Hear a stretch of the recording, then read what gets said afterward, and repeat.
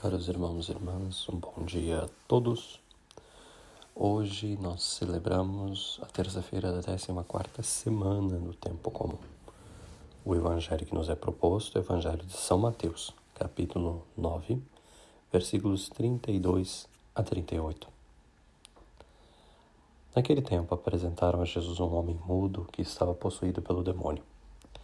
Quando o demônio foi expulso, o mudo começou a falar. As multidões ficaram admiradas e diziam: nunca se viu coisa igual em Israel.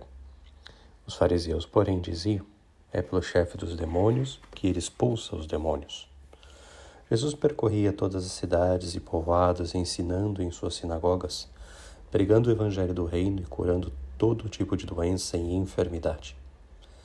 Vendo Jesus as multidões, compadeceu-se delas, porque estavam cansadas e abatidas, como ovelhas que não têm pastor. Então disse a seus discípulos: a messe é grande, mas os trabalhadores são poucos. Pedi, pois, ao dono da messe que envie trabalhadores para a sua colheita. Palavra da salvação. Glória a vós, Senhor. Caros irmãos e irmãs, nós escutamos hoje este evangelho que nos narra esta cura do endemoniado, obra com a qual se encerra, portanto, a sequência das obras e milagres de Jesus. E aqui se destaca a atitude maldosa dos seus inimigos, que vieram de Jerusalém para ver o que Jesus faria e não acreditaram, se fecharam em suas convicções.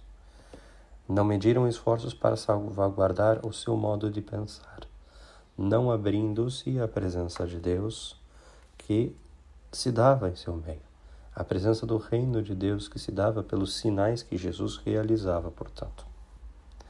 Mas além deste momento, desta cena, desta libertação deste endemoniado, e a atitude do fechamento, então, destes que eram os fariseus, então, como representantes religiosos de Israel, nós vemos a atitude de Jesus frente aos povos. Ele que percorreu as cidades, os povoados, ensinando, pregando o evangelho, olha a multidão e constata, portanto, como elas se encontravam ausentes de quem os guiasse. Como o próprio evangelho nos diz, ovelhas que não têm pastor. Então faz esse pedido: a messe é grande e os trabalhadores são poucos. E aqui é interessante que nos mostra sobre uma perspectiva vocacional. Mostra esse chamamento nos fazendo compreender como que a vocação nasce a partir da necessidade do povo. É a partir desse momento que Jesus identifica, através desta empatia com a dor do povo, com o sofrimento do povo, a sua tristeza, o seu abatimento por estar sem pastor, que Deus faz então agir chamando mais colaboradores. A messe é grande, poucos são os operários. E esse deve ser também um clamor elevado a Deus nos nossos dias. Reconhecer que temos a necessidade, sim, de mais colaboradores, ministros, sacerdotes, religiosos e religiosas, e por que não dizer também leigos, comprometidos com o Evangelho, comprometidos com o serviço a Cristo por meio de sua igreja. É necessário então impedir trabalhadores. Primeiramente, sobre um foco mais específico, nós sempre atribuímos essa leitura ao chamado à vocação sacerdotal e religiosa. Mas peçamos ao Senhor trabalhadores de todas as vocações à messe, para que o Senhor nos conceda, portanto, esta graça de que sua igreja, seja a qualquer tempo, nunca falte quem anuncia a palavra de Deus, quem testemunha o Evangelho, quem vá ao encontro do necessitado.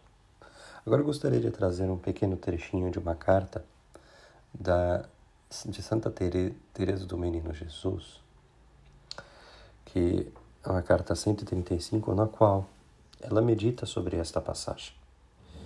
E assim nos diz: um dia eu meditava no que poderia fazer para salvar almas. Recebi viva iluminação de uma passagem do Evangelho.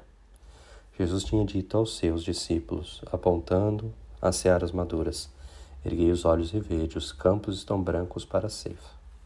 E mais adiante. A messe é grande, mas os trabalhadores são poucos. Rogai, portanto, ao Senhor da messe para que envie trabalhadores para a sua messe. Que grande mistério! Pois Jesus não é onipotente. E as criaturas não pertencem àquele que as fez. Nesse caso, porque, diz ele, rogai, portanto, ao Senhor da messe para que envie trabalhadores para a sua messe. Por quê? É que Jesus tem por nós um amor de tal maneira incompreensível que pretende que participemos com ele na salvação das almas. Nada quer fazer sem nós.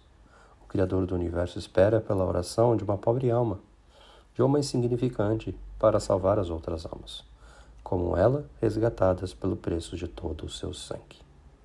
Ponto.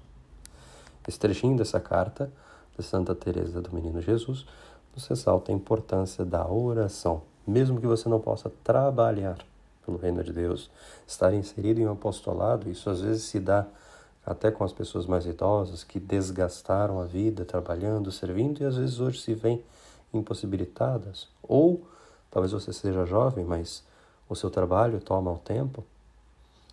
Não se esqueça de rezar. Muitas vezes a oração é o caminho necessário.